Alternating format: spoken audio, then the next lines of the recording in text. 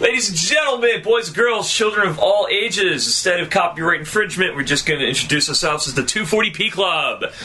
Sitting right across from me. Hi, I'm Ray. Ray is acting dead. No, I'm not. Yeah, you're laying on the couch like you're like a wounded squirrel. I'm just relaxed. What can I say? Your chi is flowing. That's alright, he's jet lagged. He was in Japan for about a week. Yeah, Ray left us for about a week, wound up going to Japan, still jet lagged a bit, and yeah, he's back joining us now. Oh, by the way, this is the 22nd edition of the 240p Club, 22nd podcast. Tonight's topics, we will be asking Ray how Japan was. Hopefully we get more than a one-word answer. And we'll also be talking about too many games, which none of us attended this year, even though we said we were going to attend. Also, we will be talking the SNES Mini, which just got announced yesterday, and guess what? We were right! Yay!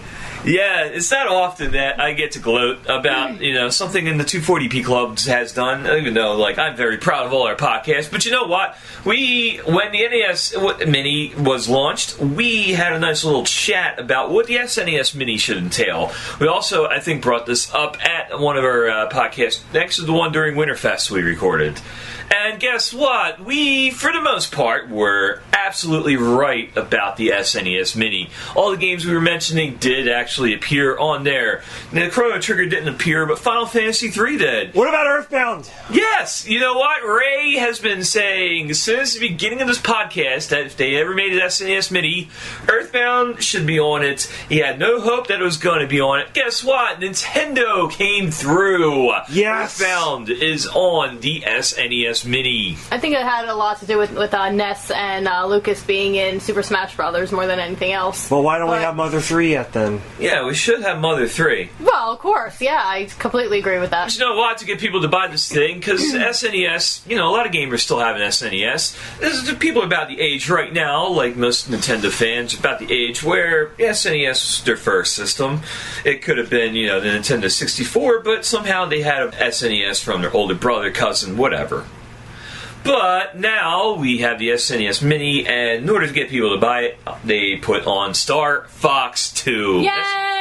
Wow. Yeah, that was the big selling point, actually, because the game's never been released, except in emulator form, which was advertised as 96% complete. Not completely complete, but, close enough. Apparently, I don't know what the SNES version is going to entail, but supposedly the NES Mini had some ROMs, and they actually traced a source to, supposedly, this is all rumor, traced a source to the Mario ROM that was actually on the NES Mini as Super Mario Brothers.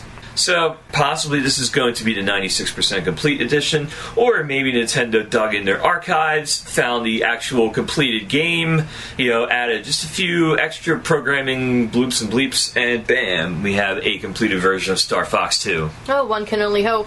Yeah, one can hope. Maybe that's how it winds up. Maybe, we wound up with the entire game with a couple surprises, a couple spoilers, Well, if any of our listeners get their hands on the SNES Mini, how about you drop us a review and let us know exactly which Star Fox 2 we'll be looking at? Unfortunately, they can't do that until September. Well, of course, when it comes out in September. So yeah, when it does, you have to let us know. Yeah, I'm going to have some actual details of the SNES Mini 1 second. Meanwhile, Nikki's going to tell all of you, what's your favorite game on this release?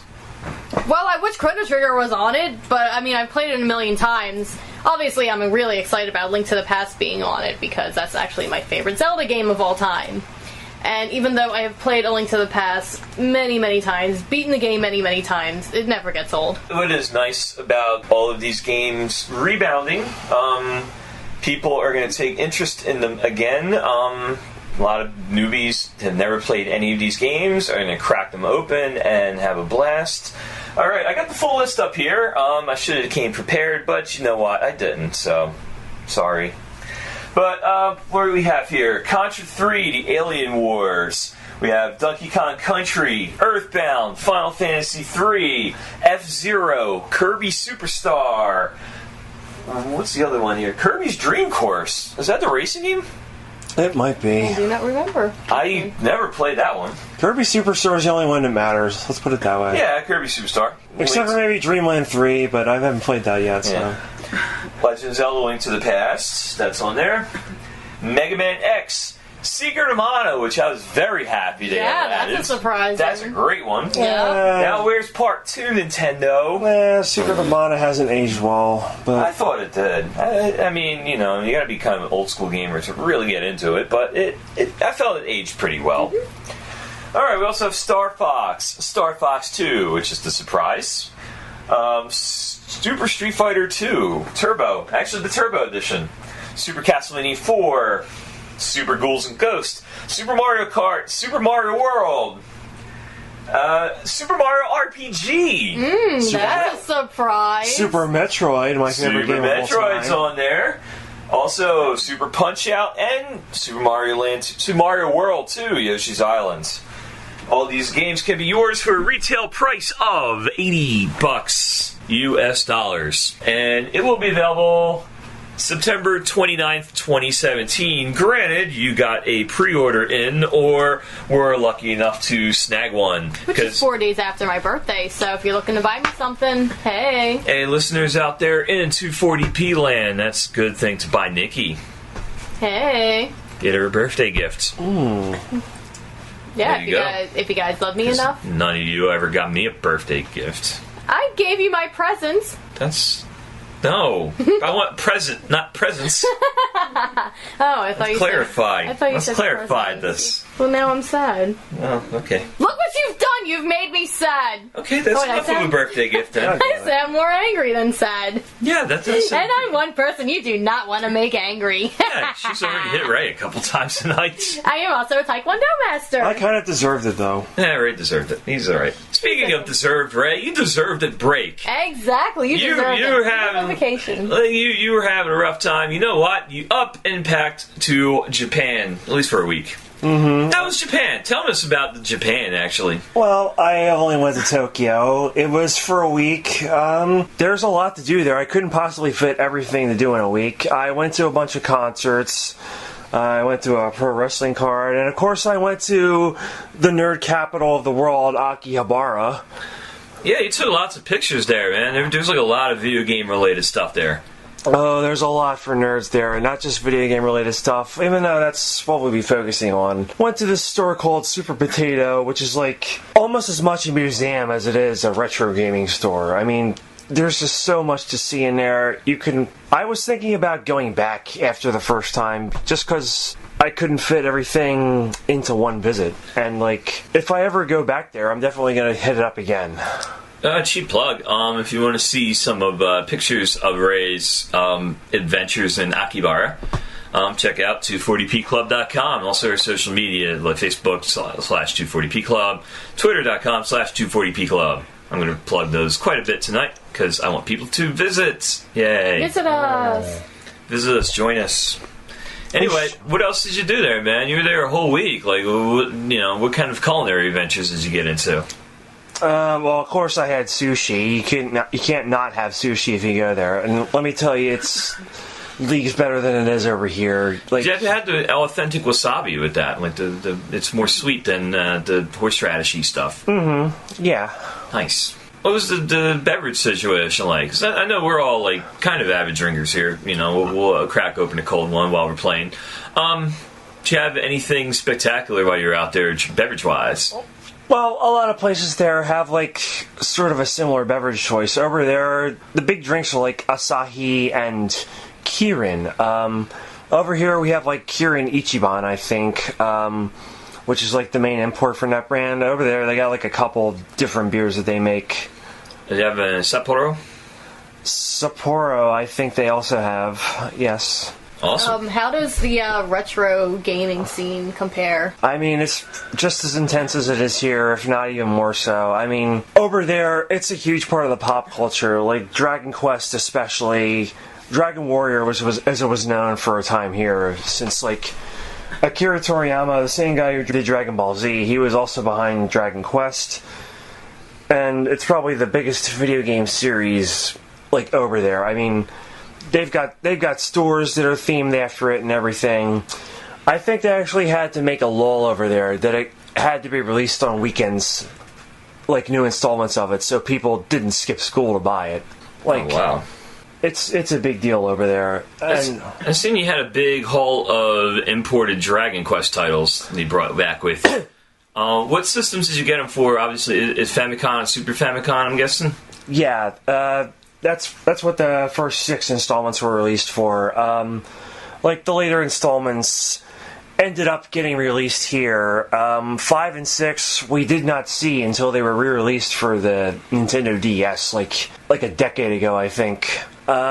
Which is a shame. Dragon Quest V, probably like the best or second best, depending on where you stand, game in this whole series. For me, personally, it's my favorite one. Also, how about the arcade scene out there? How do the arcades look? Well, there's a bunch of arcades out there. Most of them have like a set amount of games. I came across a lot of places called Taito stations that had like Crane games and stuff, and more recent arcade releases. As far as retro releases went, it was a little harder to find them. The store I went to, Super Potato, had a bunch of like retro games, like arcade-wise, on the top floor and all that. Surprisingly, from what Nikki told me, DDR was like all the rage there. I only saw like 1 or 2 DDR machines the whole time I was there, but maybe I didn't look far enough. I guess people have evolved from Dance Dance Revolution at this point. Yeah, you don't really hear it too much, but then again, this is a whole different culture. Yeah. Absolutely. I mean, it's still pretty popular within friends of mine there. You can't digest the whole thing in a week and like with limited knowledge of the Japanese language. Definitely. Oh yeah, definitely. Mm-hmm. Now you also visited a New Japan Pro Wrestling event. Uh-huh. How was that, man? It was a fun thing. Over there, they take pro wrestling a little bit more seriously than they do over here. Like, I guess they know it's fake, but they still try to pretend like it's an actual sport or something. It's like an art form for a lot of people. Mm-hmm. That's the real beauty in professional wrestling. It was an art form. Like, who cares? The matches are predetermined and not really hitting each other for some moves, but it's an art form, and done a certain way, it's a sight to watch.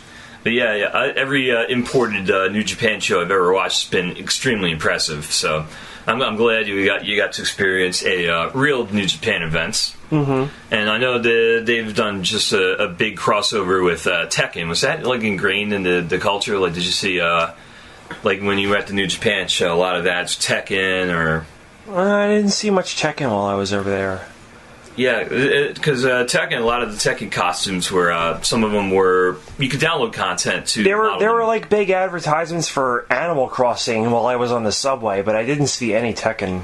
I believe it's because Tekken has already been released in Japan about a year and a half ago, whereas it just came out here earlier this month. That's the thing, though. They're still doing like crossover events in New Japan, like Kashido Okada. You could, the Rainmaker. His costume is in the game with King, I believe, every character has a Bullet Club shirt. Yeah, so it's very big over there. Now, how is it for a gaijin? Well, you don't really need to know that much Japanese to get around, but I would recommend, of course, learning a bit of language to be respectful, like to make it easier for them. I mean, if you study the first few chapters of Genki or whatever Japanese book you have on hand, you should at least be able to know enough to buy things, ask for directions, whatever. And I really recommend you do that. Like the subways and everything have directions co-written in English. They announce the directions in English after Japanese, on the subways and everything. Now you don't have to learn any kanji, right? Just because do they I know a lot of the neon signs are in kanji, but do they use more the Roman, Romani? What do they call that? Romani. The Greco-Roman, not the Greco. That's wrestling. Not Romaji. Greek. I don't really see any Roman alphabet or anything on storefronts, but if you at least learn the alphabets, you should be able to decipher at least a little kanji. If not, it's a lot easier than it used to be. I mean, you got iPhone apps and everything nowadays. Yeah. So you can look up common characters and whatnot. So let's just say, one of our listeners wants to do a retro gaming adventure and winds up in Japan. What advice do you have for them? Go to Super Potato. I mean, if you're going there your first time, it has pretty much everything you want to see, and a lot of import games to buy and all that stuff. Nice. Of course, they're not imports over there. I ended up leaving with not just Dragon Quest, but a whole bunch of Famicom games, because I have a Famicom second model AV at home. You don't have the disk drive, do you? I do. You do have the disk drive with that. Yeah, I originally bought it just for Mario 2, but it turns out it has so much other use than that. Oh, yeah. Did you find any Sailor Moon museums? I can't say I have. Not yet. I tell you, when I go to Japan, I see that Sailor Moon museum. I'm diving right in. I did go to the Pokemon store over there. Oh. It was in Ikebukuro, I believe. They have a lot of statues and stuff I took a bunch of pictures of. A lot of plushies and stuff, candies, all kinds of neat merchandise like that. So yeah, if you find yourself over there, I know you're a Pokemon fan, so definitely check that out. It's in the second floor of a mall. It might be a bit hard to find with a GPS, but it's worth the trip. I definitely want to see historical sites also when I go there. Yeah, did you see anything historical while you're out there? Or? Can't say I really did. I think I went to... Well, you went to Budokan. Yes, I did. I went to the Budokan, the world-famous Budokan, for one show. This band called Muck was playing that a friend got me into. They put on a really good show. They played for 3 hours. That falls under the Visual K monkey, right? Yeah, they're one of the big bands in that whole genre. Which, if you don't know, Visual K in Japan is... They have a unique take on music. Visual K combines a lot of heavy metal with a lot of the extreme. I'd say, I hate to use the word glam, but I guess it's similar. Where men are dressed mostly you would be seen as women here. Men would be dressed like women, as seen by a Westerner. But I know it's ingrained completely different in their culture. It doesn't mean you're cross dressing. I think you call it more androgynous, more they. Over here, they would appeal to the girls who like the shonen kind of thing. Oh yeah. So that's cool. Yeah, I know girls love the whole shonen. That's really cool. Yeah, there's Visual K is like that combined with like heavy metal combined with ballads, piano ballads, really soft rock AOR style ballads. So it is definitely a unique culture. It thrives only in Japan, really. It's very rare you see some of this stuff get exported to the States and elsewhere. I think X-Japan is probably the closest. Yeah, X-Japan might be the only one. Deer and Grey, probably. Oh, that's right. Probably the band that tours here the most, even though they don't really fall under the VK blanket anymore. They wouldn't fall under VK, though. Yeah, that's the thing. They used to. Yeah, I can see that. So apparently there was a convention that came by not too long ago called Too Many Games. Yeah, And of course, the one person here who went to it is not here tonight. Yeah, fortunately, our fourth member, Falloon, is at Taekwondo, I believe. He's a Taekwondo. No, not Jiu-Jitsu. I'm sorry. I'm Taekwondo. You're Taekwondo, he's Jiu-Jitsu. That means, right, you gotta start taking up Aikido. I was back here on Sunday. If I wasn't so jet lagged, I would have gone to it. Believe me. Well, I've been going for the past 3 years, so. I'm talking about the con. Yeah, I know what you mean. Yeah, I've had to work my day job, so I wasn't able to attend this year. But Flu did attend. Got to meet. I think he got to meet the Angry Video Game Nerd. I've seen pictures of everyone meeting Pat the NES Punk. And he had many copies of his book, which I regret not picking up. I really need to pick that book up. It's basically a coffee table guide to the Nintendo Entertainment System. It's got every game ever released for it, So it's really cool, especially as a reference point. You want to look up some games and stuff that you're positive existed. You can't think of the title, just thinking through that book a bit, you'll find it. I've met James Roth before. Still haven't met Pat the NES Punk. Yeah, they were both there. A bunch of other people were there. I was getting pictures of Philadelphia and people visiting for the first or second time, basically doing what we're doing. And they got invited to this con, flew out, and basically enjoyed the town.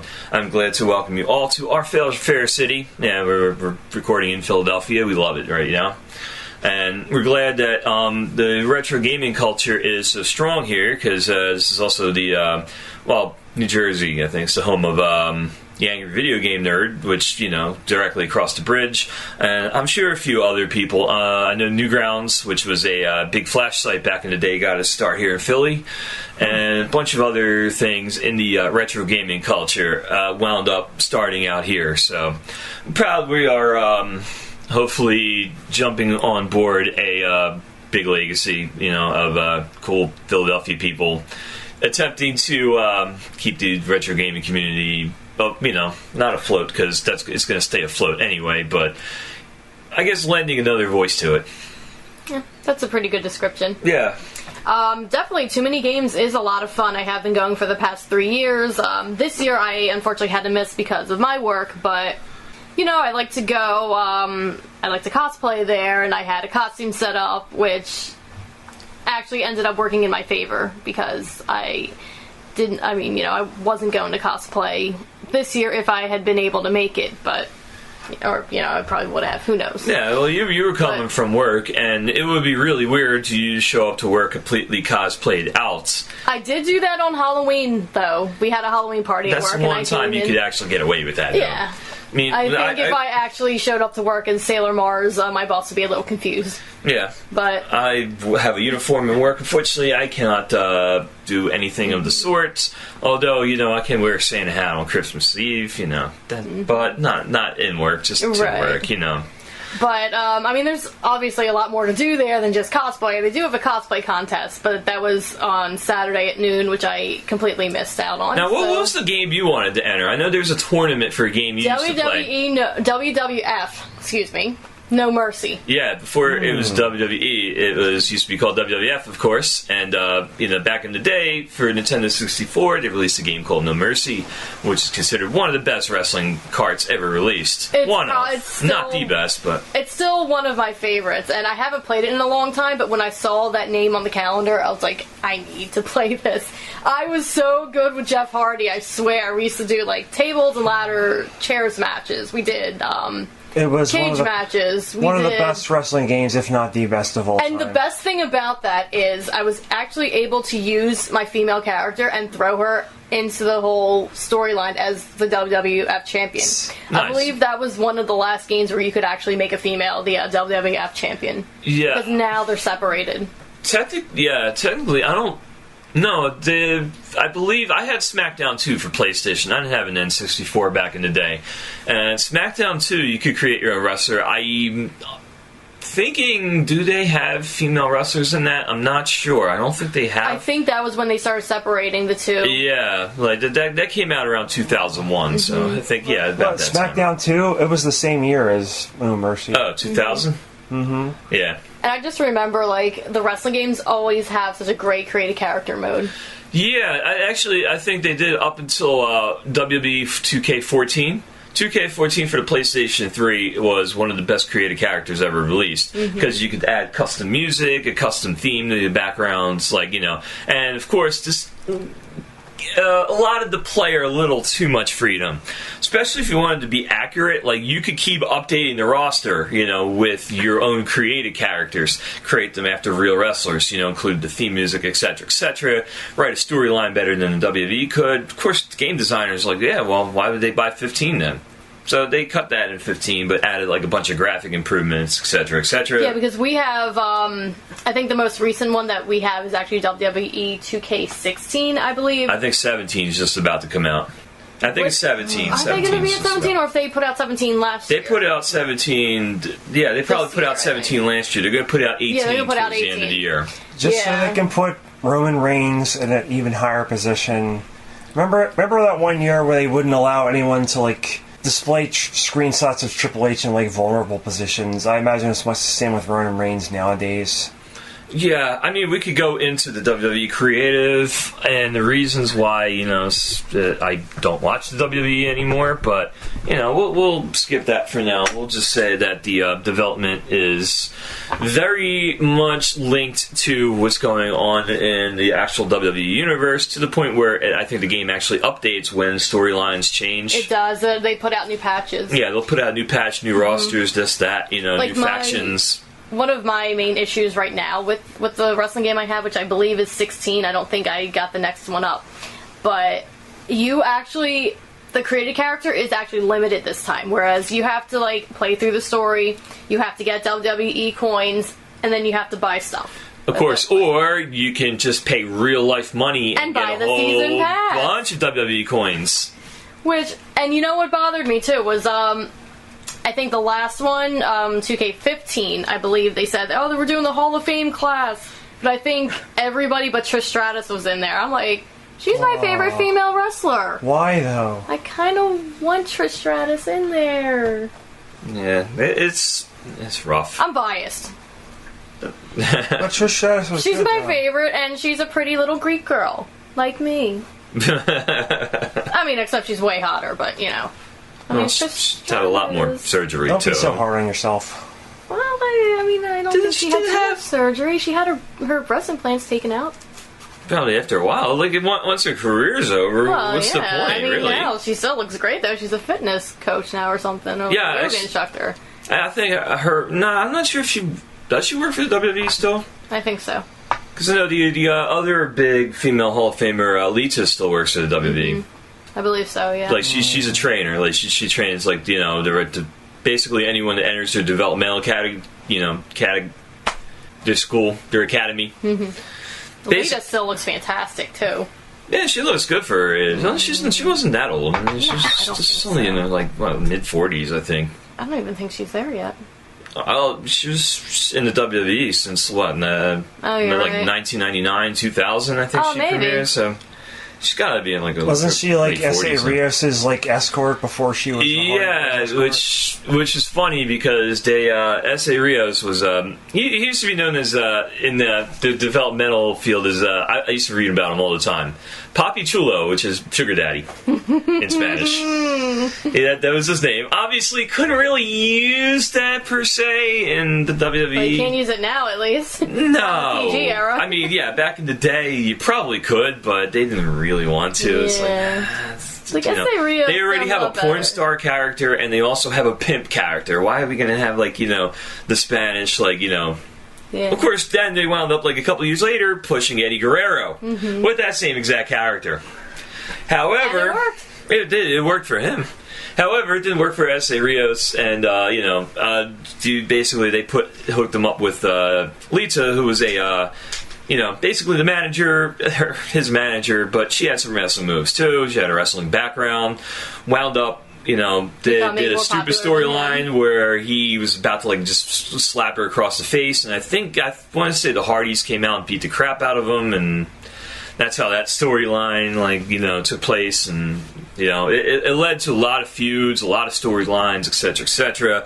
We're not going to get into it, but, yeah, I mean, it just sucks that, the WWE games are so, I don't want to say misogynistic, because obviously, they can't really do, like, intergender matches these days, I don't think. I mean... You might be able to, but at the same time, it's like, back in the day, like, if you were creative with create a character, you could create a female, and they would kick the shit out of some of the wrestlers. Yeah, like, I remember in No Mercy. Did it right. Yeah. I believe in No Mercy, China was the only one who came out for the Royal Rumble. Yeah, which was part of her character, because she's the first woman to hold the Intercontinental title. Mm-hmm. Which basically was less a prize for her, as more of a punishment for Jeff Jarrett, because he signed a WCW contract and still held the title. So he agreed to wrestle. So Sunday night he appeared on this pay-per-view, lost to China, and then Monday night he appeared on Nitro. Mm-hmm. So, I mean, it did. That was, like, some fun back in the day, the Monday Night Wars stuff. Really fun to look up. But, as far as video gaming, like, the WWE games were, like, top-notch.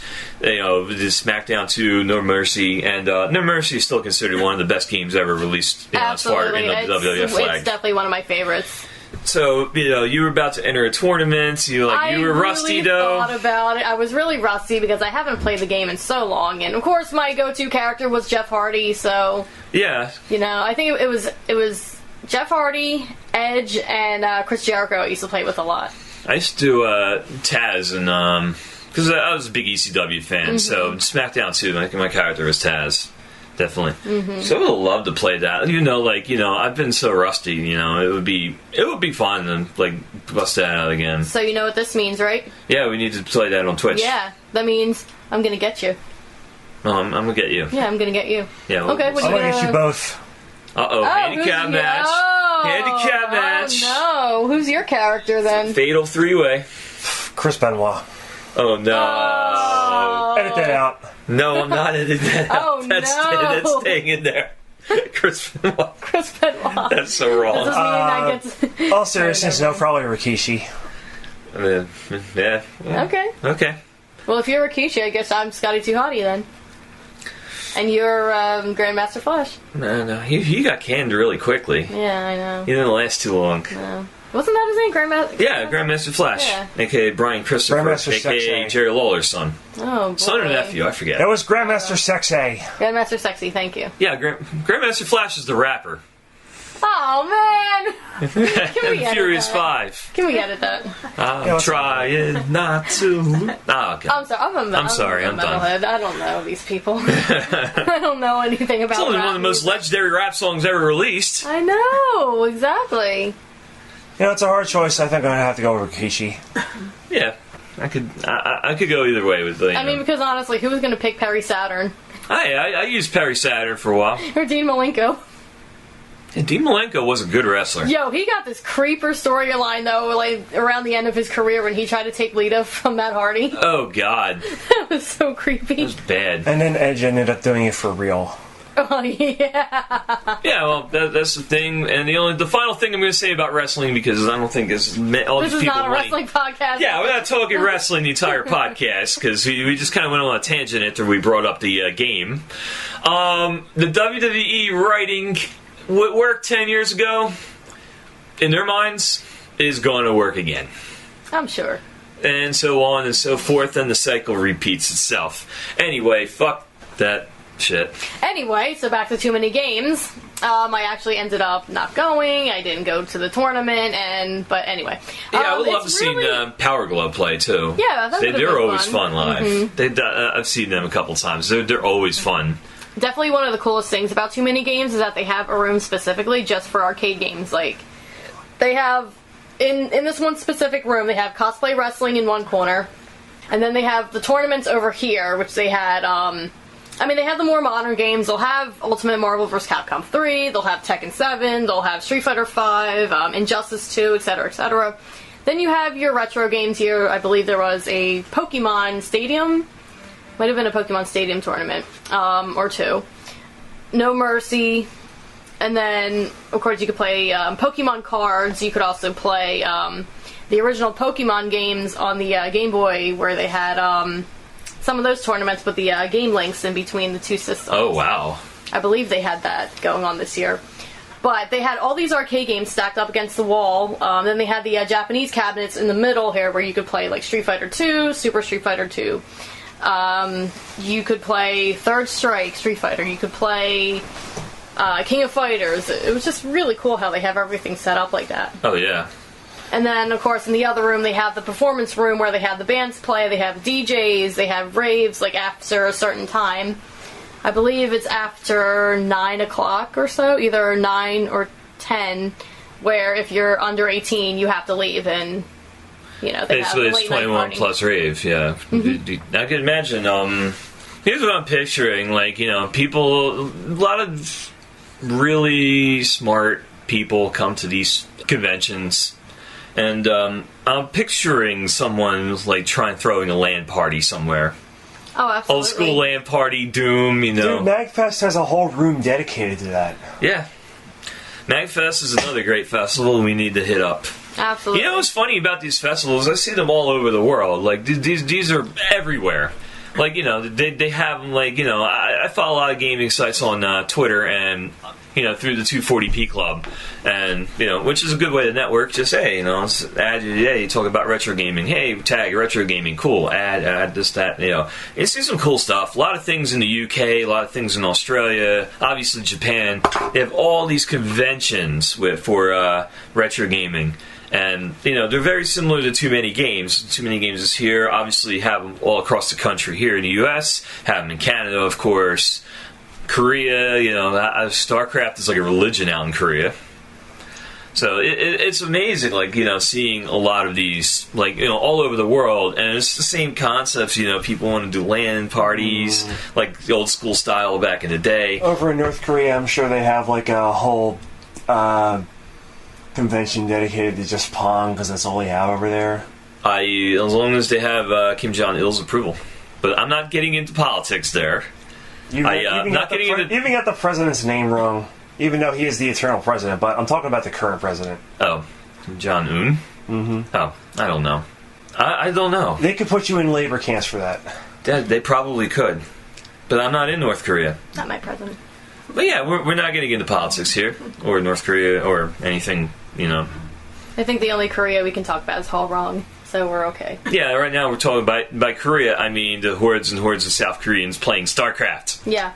We'll talk about that. Yeah, that's. Wasn't that? And that was the game that you were playing when I walked in here. Yeah, as soon as Nikki walked in, I was actually playing some StarCraft online, which, you can still do that online. They still have BattleNet now. Yeah, BattleNet's still around. They just renamed it Blizzard, the Blizzard app.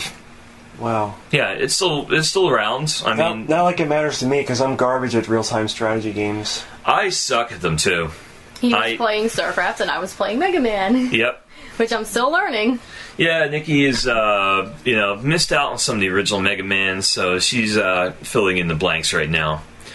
And, we are all, playing, something here or there, like playing one of the Mega Man games, playing some Mario. Speaking of, we will be doing eventually. I am still working out the bugs here, but by the time you're listening to this podcast, we might have worked them out. We are planning a race of Super Mario Brothers 3. First one gets to the end of the game, no warps, wins something. I don't know. We'll think of a nice little prize to give everyone. We'll win praise. We'll win praise because I fed you all, and my wonderful wife here wound up making a killer meal, pre-meal, and we all wound up going out for ice cream afterwards. So we're good. We are, nice and Mel's the best. So yeah, we're good here. We got a full stomach right before we recorded. Which is why P Club rocks. Yeah. Yay! Our behind the scenes gal Mel, who helped us out with the website, helps us out with a lot of advertising. Basically keeps the gears running of the 240p We Club. love you, Mel. Yay, guys.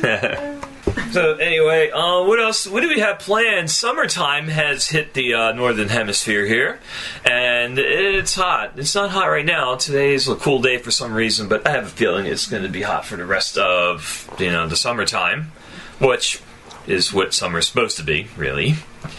But, we have a few things planned, actually, coming up. We were talking about, remember how we did a live podcast at Winterfest?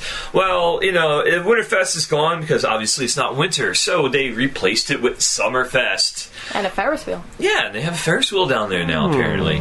So that would be worth, going to. So we figured we'd do another podcast, We were considering doing it on a roller coaster, but A, I was in Japan, and B, they're not long enough to do a whole podcast on. Yeah, and I don't know, a few of the amusement parks I went to over the summer had this no GoPro on a roller coasters policy. Also, C, I hate roller coasters. Yeah, and D, Superman puts you in a very awkward position, so it's really hard to it'd be kind of hard to film mostly everything, or also talk, and, obviously, recording, I don't have extreme technology here.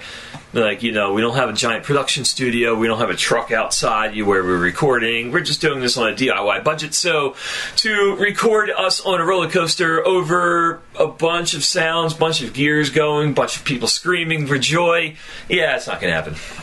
Not with our current equipment. Nope. But anyway, yeah, we have all this stuff planned. You'll see it this summer. Summerfest we'll be doing our long-awaited medical podcast. It's going to happen eventually. Just have to talk to a few more doctors, a few more people in the medical field. And we have a special surprise for our 1-year anniversary, which we will reveal at a later date. Anyway, cheers everyone from all of us at the 240p Club. I'm Metallic Joe. I'm Nikki. And I'm Ray. Ray is the most excited individual in the world. Yay! Yay for Ray. Anyway, we'll see you all next time. We'll be recording soon. We won't keep you 3 weeks away to a next podcast. It'll be sometime next week. Adios, fellow Good night. gamers. Sayonara.